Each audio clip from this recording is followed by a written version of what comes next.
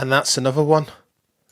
Are you not entertained, peddlers? What are we watching here if not greatness? Listen, this is another impromptu one, but as always, I've got to jump on when Max Verstappen does something absolutely incredible and insane. I don't understand. This is going to be a therapeutic session for Cameron F1 because once again, this fella has gone and done something that I can barely comprehend and wrap my head around. What's going on, Will? I hope you're good, brother. Early over that end, Johan. This is bonkers now. Max Verstappen's gone and put another half a second over the rest of the field. The rest of the field, by the way, the best drivers in the world, and we've gone awfully dark over here, haven't we? Fix up, Cameron. I don't know what to say at this point. My lights are going crazy. I'm not ready. So it's concurrent, and this is an impromptu stream, but I got to talk on it, man, because it's bonkers. Max Verstappen goes half a second on the field, and you know what? Let's ignore that for a second because there's argument going back and forth already on the Twitter sphere because F1 Twitter likes to argue, right? If not because of arguing, what else? What's going on, Bert? 21 concurrent. Do me a favor, like the stream. Subscribe if you're not already. We're going to talk about Max Verstappen at the Suzuka, aren't we? We have to.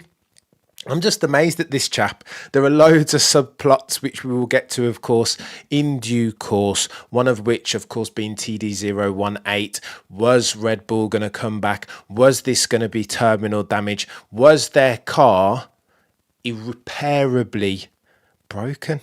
It's a bit of a juxtaposition, a contradiction in terms, but you get what I'm saying. Had they taken a step back? Were they no longer as dominant as they had been on the back of the TD018 technical directive? Apparently not. Max Verstappen was spiteful this morning, wasn't he? He had a bee in his body. A point to prove had been challenged by his performance engineer, his race engineer even, Giampiero Lambiase. Can you do a 128? I don't know if you can. Max goes out there and smashes it, doesn't he? Scrubs in Q2. Are these lot not just taking the mick, peddlers? It feels like sometimes they're just taking the mick, right? And this was a spiteful one. These guys had a point to prove, as per Max Verstappen in the post-quali debrief, when he says, you know what, all these lot that said it was the TD018 technical directive that had broken our car, you know what they can do? They can go and suck an egg. Yeah, true. True. The chat was very spiteful. So go on, let's talk about this qualifying lap because I didn't watch it live, but I've watched it back in retrospect. Not qualifying entire, but I think what people are doing now is turning up to see the Max Verstappen massacre, if that makes sense. I've likened it, what's going on, Amdo? I'm likening it to. Do you remember, for those of you guys that are pugilism fans, boxing fans, when Max Verstappen, when Mike Tyson was in his prime, people knew he was going to win, right? But people were turning up, tuning in, paying their pay-per-view dollars to see exactly how this fella was going to get it done. Now, of course, there was a bit of uncertainty and a bit of friction surrounding the Suzuka Grand Prix, not least because people wanted to see whether Red Bull were going to bounce back. There was jeopardy there, uncertainty, so viewing figures would be particularly high. But here's what's happening after the fact, peddlers. This is Mike Tyson phenomenon now. People are tuning in to see how badly Max Verstappen is going to bludgeon the rest of the field. And him being so spiteful this morning, very badly is your answer.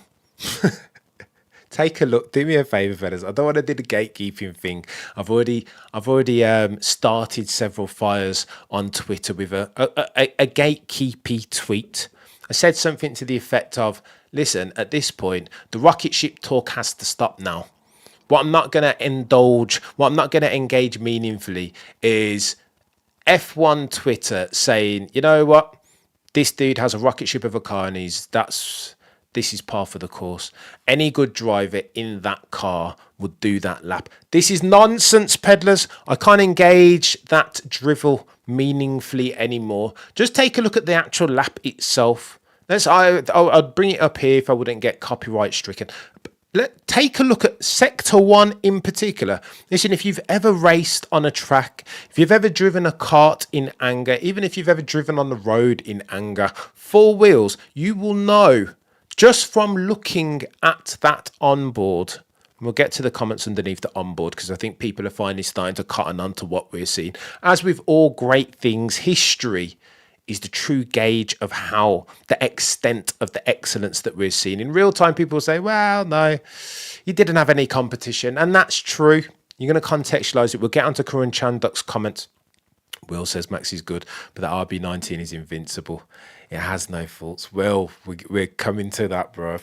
I can't meaningfully engage those who try to diminish and trivialize Max Verstappen's, I wouldn't even say achievements, but the peaks that he's able to reach over the past couple of races in particular. It looks different, chaps. I'll tell you that. It just looks different, right? Like, I don't know. Or Ross, any good F1 driver would do that lap in that car. Ross, disagree. I couldn't disagree more, bro. That thing. Look at Sector 1. Like, he's perfect. There was a time, if you run racing simulations, play any game, like my journey into racing kicked off with Micro Proses Grand Prix. Absolutely epic. But again, I'm giving away my age. This was basically 100 years ago on an Amiga and Atari. I mean, you could do race simulations on there where the computer would take over your steering and your throttle and your brake inputs. And Sector 1 for Max Verstappen, for me, in my humble opinion, it looked like he was wall hacking. It looked like it was aimbot. Like it didn't seem real. He was just nailing everything right. He's doing what Checo Perez desperately tries to do, which is widening the corner so that he can take the proper geometric racing line, and spins every time. He's not leaving a lot of time on the table here. Okay, so Karan Chanduk saying that's one of the greatest qualifying laps that he's ever seen. Might be taking it a bit too far. Just a bit too far. That might be a bit of confirmation / recency bias there from Karen, but it was a god tier lap. I think we can all agree. Just a crazy lap. Yeah, there you go. Bell said it. Listen, if you want to try and detract from Max Verstappen's performance, you just want to look at, if he's just saying it's a rocket ship, all you need to do is a fair test is look at Checo Perez's performance. Naysayers will say, well, Checo Perez isn't, he's not that driver anymore, at least. But I don't know. This is why I just get caught up in the eye test. I'm watching the lap and I'm trying to analyse it. I'm trying to break it down for any mistakes that this chap has made. And I'm not seeing them. I don't see any. Sector 1 in particular, peddlers, god tier. I challenge you to show me one fraction of a second that dude lost in Sector 1. It was god tier. Absolute god tier. As far as raceman's craft and not leave, and he didn't need to do it for context. He was pretty much already on pole, but he had a point to prove and he wanted to nail them and he wanted to go to the post-quali. Oh, here we go. Right, I'm going to fix this now, peddlers, because I've had enough. It's getting on my nerves. Right, let's get this on. Right, there we go. Let's go with that for now. He wanted to prove the naysayers incorrectly. He was spiteful, and I don't hate it, peddlers. That's bonkers, man. That looked to me, Sector 1 in particular, I was just like, oh my God. No, one of those ones where you have to watch it back a couple of times, like a Mike Tyson destruction of a Michael Spinks back in the day, or a Larry Holmes. You got to watch it back a couple of times with a view to try and understand and comprehend exactly what's going on. And I will be honest, I come to you none the wiser. I don't understand. I fail to comprehend. So I just don't know. Now, I know my guy Baxty, who is infinitely knowledgeable on the sport of F1 than I, has mentioned a couple of counter arguments on Twitter, and I will talk to them here. Who's he beating? He had no competition, right? It's easy to get into your flow state when nothing's on the line, and yeah, you got a point to prove, and it's, you know what, peddlers, I'm going to fix this because it's getting on my nerves. There we go. There we go. Now we can. Now he's got some lights. 46 of you watching concurrently. I appreciate each and every single one of you. I had no plans to come on today for this impromptu post-qualifying stream, but I watched the onboard nearly 10 times now, and I was just like, nah. We have to come on and talk about this. Half a second on the rest of the field. the rest of the field, who are the greatest drivers, not necessarily in the greatest machinery, but the greatest drivers in all of motorsports. I mean, what are we doing at this stage? I don't understand. Well, he's war hacking, isn't he? He's aimbot and he's war hacks. I just don't understand this chat, how he drive a track. If you've never, I don't want to do the condescending gatekeeping thing, but it's easier to contextualize this thing when you've driven a track like a Silverstone or like Laguna Seca. Go on a track day and try and do what Max Verstappen's done around there. If you try that, he's going to end up in the wall. That is ridiculous levels of skill and talent. I just don't understand. And something's going on different now. I think people are starting to cotton on to it. Because whereas before it was, and F1 Twitter does this, and is entitled to do it right, there's always going to be partisanship and tribalism. If you're a fan of Lewis Hamilton, and of course you're going to say that this fella's in a rocket ship and I'm not interested in this, and domination is boring and all that other good stuff, and that's fair. The lens through which each of us ingest our F1 is always going to be different, and I'm not going to jump on here and tell anybody any different, but to get an appreciation of what Max Verstappen did in Q2, Q3, get behind the wheel of a car and drive it in anger on a track. It's not easy. It's not easy. And that's me talking as a noddy part-time amateur racer. But then contextualise it. Piastri was going full beans. Okay, in a McLaren that's not fit to lace up the boots of the RB19.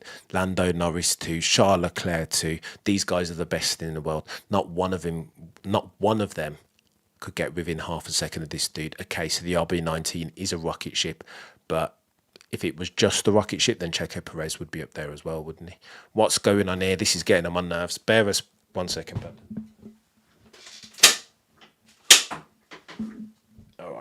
All right, we can go now. Cameron being professional, of course. 43 of you guys watching concurrently. I appreciate each and every single one of you to the moon and back. Do me a favour. Smash that like button if you are enjoying this. I'm not going to stay too much longer, another 15 minutes. But I just wanted to come on here and wax lyrical about what I thought was a very impressive performance. God tier, even.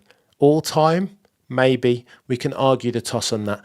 Perhaps we want to do that a bit more departed from the moment. It's easy to be astounded and super impressed and say that was the best lap that I've ever seen. Well, it was up there. It was incredible, particularly the bloody sector 1, man.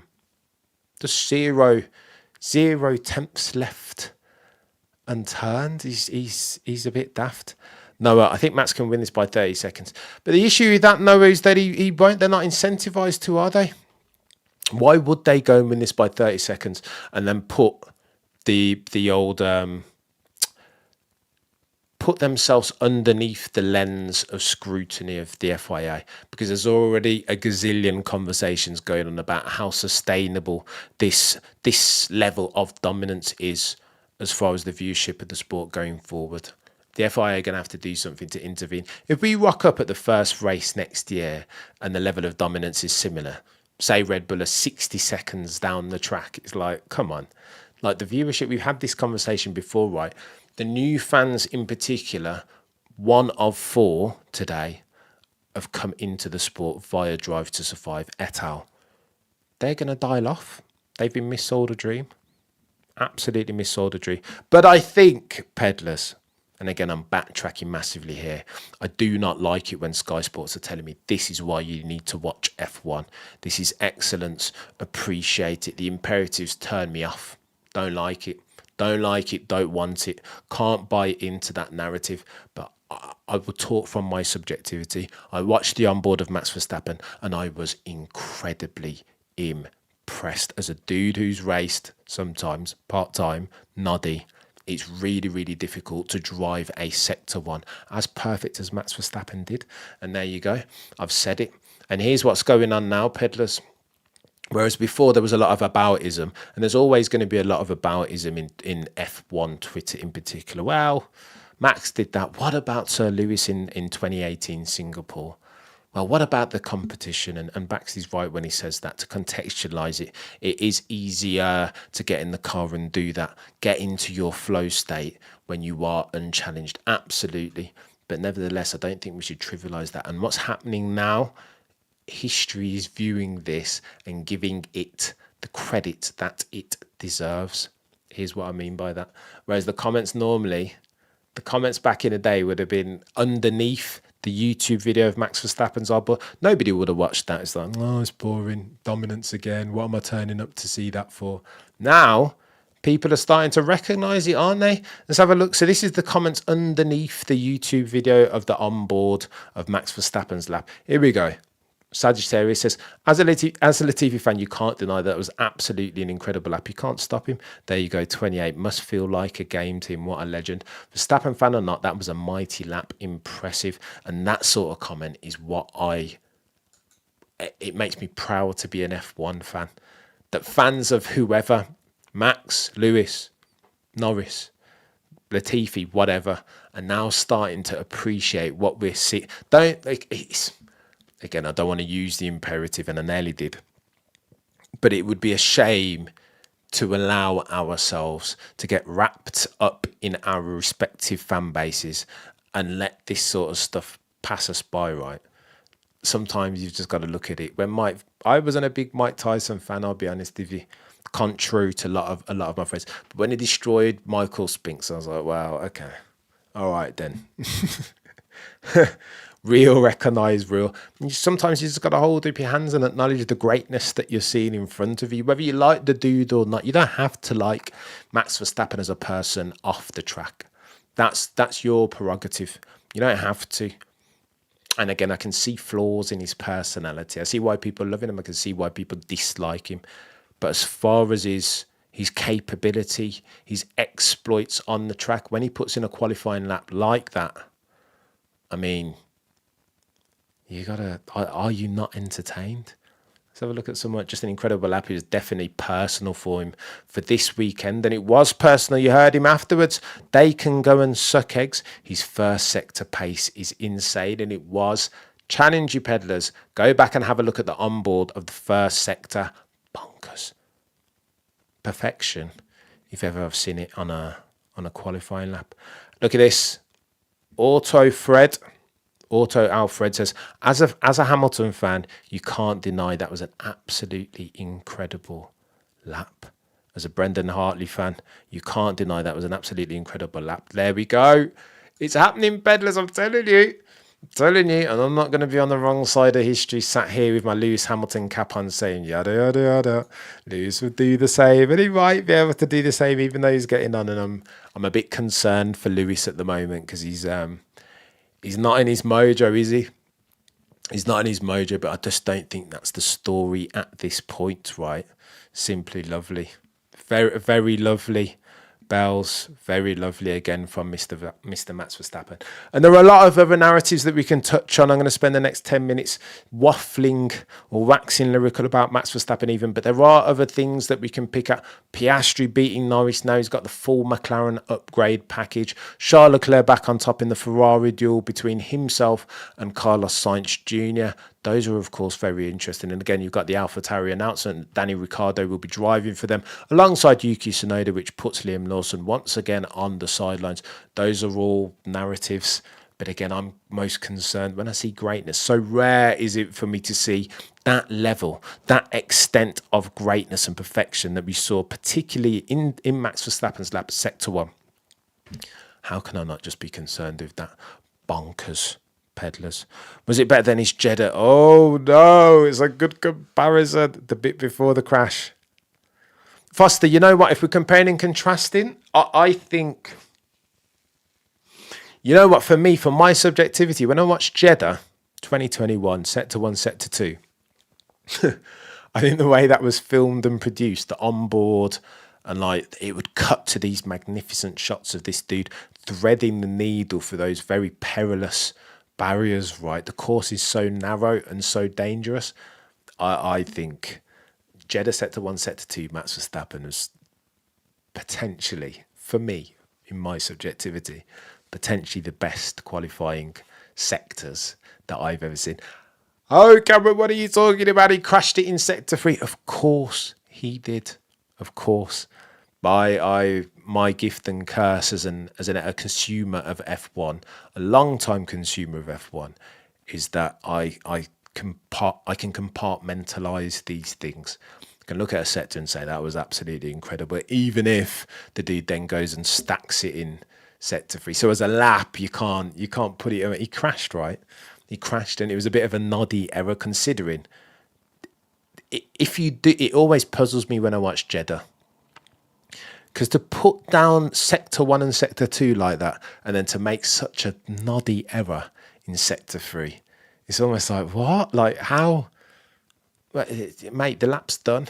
Like, you don't need to crash it there, but I think he's done one of these where he's like, well, it's a shot to nothing. Either I put my foot down on the loud pedal or it's done. But it was a noddy error.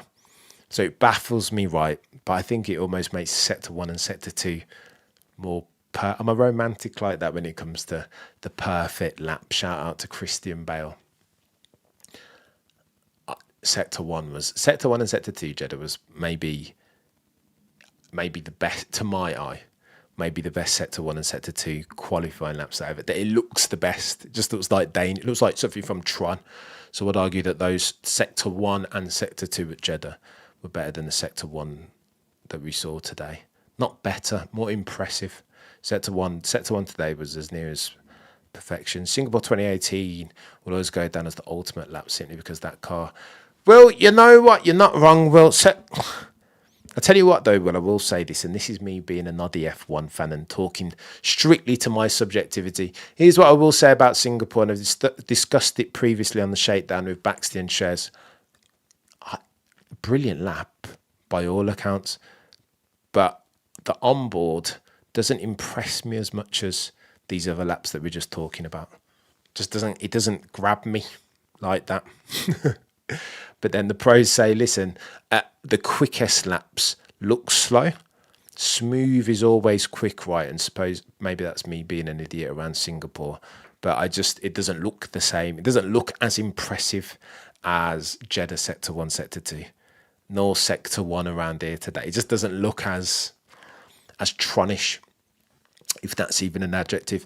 But again, Henron, what's going on, bro? Like, again, Max Verstappen's put one down today, hasn't he? And I just think, here's how I know I was impressed. After this stream, I'm going to go back and watch it again because I still don't understand. I want to hear Windsor talk about it. I want to hear, do you know what I mean? I want to hear Ted Kravitz give it some. I want to see Anthony Davidson get on the bloody Skypad and dissect it because I just don't understand. I'm not sure how he's managed to do that without making any mistakes. Okay, so Jean-Pierre has challenged him and he's gone out and done it. He's driving spitefully because he's got a point to prove. Naysayers said TD018 has pulled the rug from under RB19 and then he goes and does that. Oh, peddlers, it's getting techie, but what I am pleased to see, what I am very, very pleased to see, I will say this, is that the community now, per those comments that we've just seen under the YouTube video of Max Verstappen's on board, that no longer is it so much about the whataboutism. Now it feels like the community is like, the evidence is overwhelming, that what we're seeing from this fella on a weekly basis is at the very least very, very good. At best, God tier stuff that we won't see very frequently in long form F1 history. And I think that's important. I expected to jump onto Twitter today and see a bit of whataboutism, anything on Piastri. Piastri's nailed it, Rayhan. I'll talk about Piastri very briefly in a second. But again, indulge my subjectivity, Rayhan. This is how this channel is Cameron F1, right? Or Cam Live. And I'm giving you my subjectivity. I am giving you a glance into the lens through which I view and ingest my F1. I'm proud of the F1 community today because it feels like there's a paradigm shift going on and people are starting to acknowledge what we're seeing from Max Verstappen more than before. There will always be arguments, there will always be naysayers, and there will always be those who try and trivialise what we saw from Max Verstappen in Q3. And they're entitled to do that, right? F1 Twitter and the communities is subjectivity. You can argue back and forth. You can talk about Lewis, will be able to do it. You can talk about any other driver will be able to do that. But I'm astounded. I'm astounded, and I'm proud of the F1 community. The evidence is overwhelming. Piastri nailed it, Rayhan. Absolutely nailed it. And I think it's noteworthy. I touched on it. I don't know if you're coming in late, Rayhan. I think it's noteworthy that Piastri, okay, so if you look at long form over the course of the season, firstly, contextualise this. Piastri is a rookie. This is his first season. Moreover, he's been on the bench for like 2 years at Alpine. He should be rusty. And I suppose you can attribute the fact that he was circa 0.1, 0.2 pretty much all season behind Lando Norris in qualifying trim up until the last couple of Grand Prix. So last Grand Prix went close, and you can attribute the 0.1 that Lando out-qualified Piastri to Piastri not necessarily having the upgrades.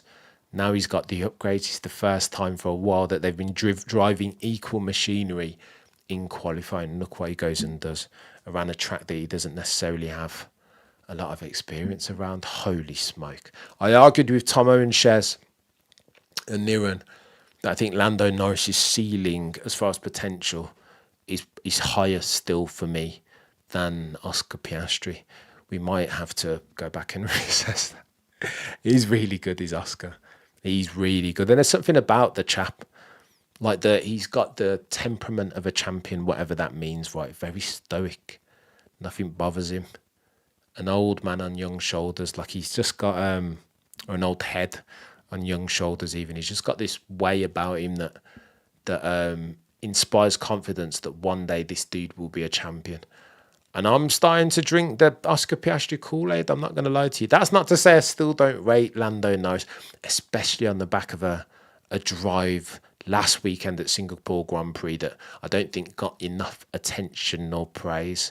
Lando Norris to do that, to hold off charging Mercedes on fresher rubber, even with DRS, and even being able to capitalise on that toe of Carlos Sainz Jr. That was an incredible drive for Lando Norris. Go back and watch. I watched it yesterday again. The last 17 laps, I thought, you know what? I think I've underappreciated Carlos Sainz Jr. for too long now. Similar story with Lando Norris. Go back and watch those last 17 laps of Singapore. Incredible. God tier smarts from Carlos Sainz Jr. God tier racecraft from the Spaniard. God tier racecraft from Lando Norris. I didn't think. I thought the two Mercedes would get around Lando Norris. Carlos Sainz was a different challenge altogether. But in real time, I thought they'd do Lando. Nah, Lando said no. I'd have been keen to see. If George didn't stack it, it would have been squeaky bum time towards the end of that Grand Prix. But George did stack it. And Lando, man, listen, Lando's good. Oscar Piastri has the potential to be a champion. There you go, said it. Piastri looks as cool as the other side of the pillar. I love that reference from Family Guy. Well, it's techie. Henron says, I see your point, but do you think they make it continuous since last year? Okay, so we're talking about McLaren there. I'll end the stream on this because I didn't intend to be longer than half an hour. Just wanted to talk about Max Verstappen and what I saw, how I adjudged that lap. McLaren are coming, aren't they? Deion Sanders settings, maybe they're here already. I don't know, man. It's hard to tell. I think McLaren's issue, is what we're talking about here is the variability between cars and tracks. Red Bull are their package. Okay, so their package is very well rounded, right? Zero weaknesses, pretty much, unless it's a flexi wing. Well, throw that theory right out. It's nonsense. So on the whole, Red Bull is very well rounded, and you can basically put it on any track not called Singapore, and it will excel. McLaren, I think, is a little bit different.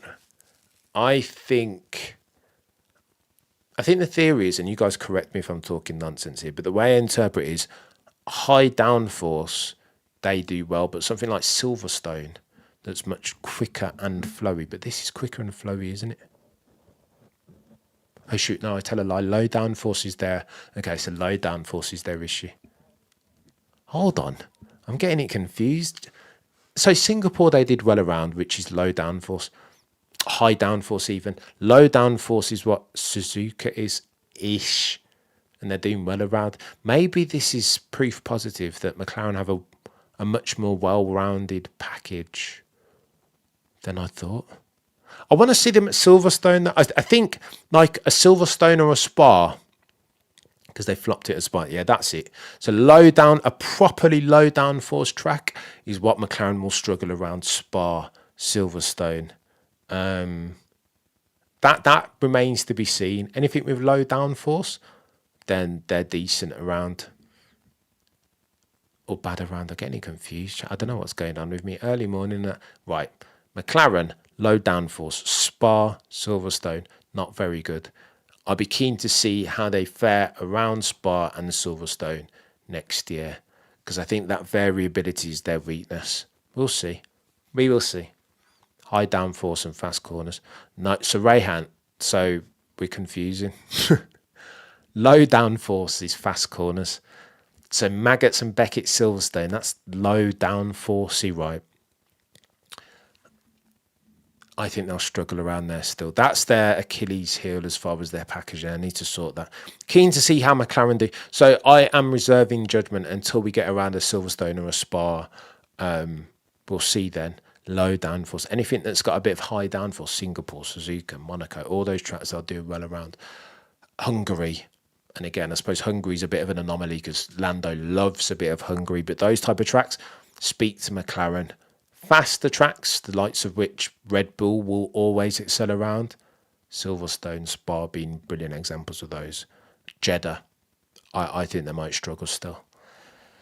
There we go. Henry, Will.i.am. Let me finish on this. I can't remember a time when the FIA made such an egregious... Oh, gosh. Will.i.am. And then came back a week later. It's chaos, isn't it? Control Z to undo. All right, let me talk about that. Finally, I will talk about the FIA 5 minutes. I talked about this on Baxty B's Twitter space last night. Go and check him out on Twitter and you can listen back to that. What's going on with these guys? Okay, so here's the thing. And I will draw on my sporting experience of this. For those of you that are UFC fans, Valentina Shevchenko fought a lady, a Mexican called Alexa Grasso, last weekend. Judging cards have been chaos for the longest time. It was scored a majority draw because a judge called Mike Bell judged for the final round to have been a 10-8. A 10-8 round is where... A 10-8 round, by all accounts, is just super dominant, where one fighter nearly finishes the fight, right? The fifth round wasn't that. It was a bad call from a judge. But here's the solution to that problem, and here's the solution to our problem. Have more judges. That's the truth. Anyone can get it wrong. I'll give you a good example. Last week when I watched the Max Verstappen impeding of Yuki Tsunoda, I was like, well, that's not that bad. I was wrong. Been watching F1 all my life and I got it right. Listen, after the fact, I've got a full transparency declaration. I got it wrong. Michael Massey got it wrong. Abu Dhabi 21. People get... Human error is always going to be a thing. People aren't infallible. I don't care how long they've been watching F1 or their level of expertise. Even Charlie Whiting got things right. As brilliant as Charlie was, he got things wrong. So the way that you normalise for that is to either take... And again, this is me putting on my accounting, my process flow cap on that.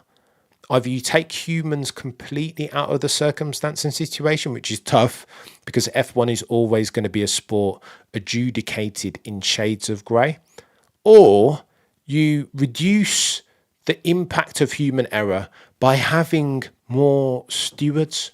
Listen, if they've got 3 of them currently in there making the decisions. Supposing you had 10 and they all had the conversation and then the consensus, you just take the median, right? So in diving, as a brilliant example, Divers, and again, this is subjective. It is subjective. It is a little bit like F1 in that sense. In that diving, there is an element of subjectivity. There's an element of difficulty, right? So I think they give them 2 scores: one for level of difficulty and one for execution. There are 7 judges in diving, and they all give them a score. And the score that gets put forth, what they do is they take the 2. So imagine there's 7 on a line. They delete the 2 scores at either end. They just take the 4 in the middle. Just take the 3 in the middle. The 3 consensus. Does that make sense? So imagine you've got on a scale, so you've got like 1 to 10. Supposing like 2 judges give 1 out of 10, and then 2 judges give 10 out of 10. Those are the 4 erroneous ones, and the score that gets put forth for the dive is just the 3 the 3 in the middle, the 3 consensus. If you had an equivalent system in F1, we wouldn't be talking about all this, because there'd be more. You would normalise. You'd be zeroing out the net impact of things like human error. Ergo, my solution to this problem, Will.i.am, is to have more. Put more stewards in there. There needs to be more. Okay, so it's a cost, but this is a bloody $1 billion sport. Where you're telling me you can't afford it? Well, you can't find the people to turn up. Competence is absolutely an issue, and consistency is absolutely an issue in a sport where precedent matters. Can't have them adjudicate one race weekend and then rock up the next race weekend, and it's like a different rule set almost. That's nonsense. These guys need to know the rules, of course. They need to be competent guys. R.I.P. Charlie Whiting. But more than anything else, I'm convinced the solution to this problem that we've been wrestling with for the past 36 months, at the very least, is to have more stewards. And when I say stewards, I'm probably using the wrong terminology. The guys, there's 3 of them currently in there. Corinne Trandert did a brilliant video on this where he showed he went behind the curtain. He showed that there were like, I want to say 20 like overseers that looked at the incidents and were looking at the footage, and then they ping over, like when they see an incident, they ping over the relevant footage to the stewards who are in a different room. Again, so that's smart. Have a Chinese wall between the 2 parties. That's smart. But then to have 3 stewards in a room is nonsense. If you're looking in VAR, I'm sure VAR for football has much more than 3. Have 7. Have 7 and take the consensus view, the 3 in the middle, done. And then you just don't get any more of this. I think that completely solves for this problem. But there you go. Volunteers will that's part of the issue, isn't it? Oh, Joe Rogan. Yeah, Joe nails it. When Joe was talking about more judges, nails it. I'm convinced more judges reduces the amount. It just normalizes for it all, right? When you've got 3 in there, supposing all 3 are anomalous, which can happen.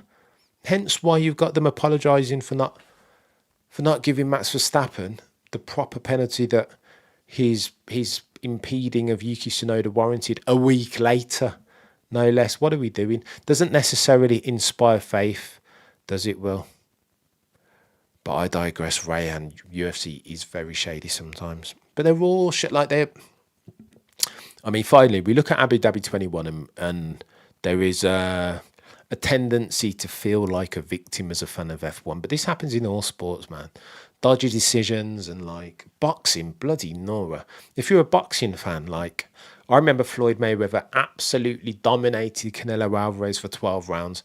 And I feel like Adelaide Bird, one judge, gave it to Canelo or had it a draw or something. I was like, what? You're always going to get these erroneous decisions. That's not, for me, that's not the problem. Humans are going to human. There is infallibility in the subjectivity of each and every single human, regardless of how competent they are. You're never going to be able to zero that out. But the way that you normalize for it and trend it down to 0 is by having more stewards in that room. That's what happens. And that's why it's Senate. Imagine you had like a Senate of 3 people. Mate, it just doesn't make sense. If you have an entity, and even any entity, any party, any board, or like any group that has to make decisions of consequence, whether that's sport, business, whatever. It's never three people. I mean, come on, three people. Okay, so a single referee on the pitch is different, but even then, if you look at like your top level sports, so football there'll be a referee, and then is it two? No, two linesmen. And now you've got VAR, so a team of people behind them. NFL, there's gazillions. There's the bloody referee. There's the guy who raises the flag. If you're not going to have these dodgy decisions keep cropping up, then you need more people in that boardroom. And I say boardroom loosely. You can't have just a chair in a boardroom. You've got a chair, you've got a non-exec director, you've got executive directors, you've got the CEO, CFO. Like there are loads of... Do you know what I mean? Into a serious strategic decision-making process, decision-making that matters, you need more than three people. And that's how it's got to be. So long as F1 still has three people in that room, this thing is going to keep happening, man. F1 in real time is too big a beast to officiate and make decisions on by just merely three people. It doesn't make sense. Baxty F1 dropped a 6 space last night. Go and listen to that. They talked about all this and much, much more. Well, Adelaide Bird, oh my gosh, shadiness. But there is some of that as well, isn't there, Will? Like, there's always going to be... Humans are fallible creatures. And there's always going to be agency in there and dodging. I'm not saying that F1 is corrupt, but I'm not saying it's definitely not holier than thou. There's, of course, as soon as you have humans as participants... as cogs in that chain, you're going to get things like that, human error, corruption, of course you are. That's why you have bloody more than three people in that room making those decisions. And that's my tuppence. Bloody no, peddlers, I've gone long, 13 minutes over. Thank you so much for watching. You guys have been legends. I'm going to start trying to do these live chats more often than that. This was impromptu. I didn't intend nor plan to come on and talk about Max Verstappen and all things F1. But then I saw the lap and I was like, I've got something to say here. That's bonkers. Half a second. What are we doing? Good luck the rest to try and end this reign of Red Bull dominance, because they are, and I feel like there's more to come, is the joke. It's a 1:28, half a second. They would do some maths. I'll do some very noddy maths very quickly. Half a second. On a 90-second track. So it's, oh God. That's a lot, isn't it? Oh, peddlers. And I tell you how you know it's a lot. Go and check out Lewis Hamilton's interview. I've never seen that chap more despondent than he is now. He doesn't understand, does he? He doesn't understand the delta between Mercedes and the rest, nor do I. So that's 0.6%, which is a lot over the course of a lap in F1 terms. The rest have a lot of work to do to catch up the pace of that RB19. I hope McLaren will be there next year as well, Rayhan. Along with Mercedes and Ferrari, I think Ferrari is still the candidate most likely to close that gap. I think they have the fastest package not named RB19. But you know what, this is all conjecture and speculation. Thank you so much for watching this very impromptu live stream. 55 of you watching concurrently, to whom I am grateful ad infinitum, and I mean that. I'm going to try and start to do more of these, along with the edited content on the Mothership channel. Cameron F1, if you're not subscribed already, what are you doing with your life? Have a fantastic rest of the race weekend. Enjoy the racing tomorrow. Thank you again. Thank you. Mean that properly. Appreciate each and every single one of you as we try to bring you the market leading F1 content. There's a lot of bods out there doing really, really good things. And again, there are all blind spots. We've all got blind spots and weaknesses, but we've got to do our best now. Got to do our best. Thank you so much for watching. Have a fantastic rest of the race weekend. If I can talk, hug somebody that you love. And between now and next time, remember, as always, to look but never stare.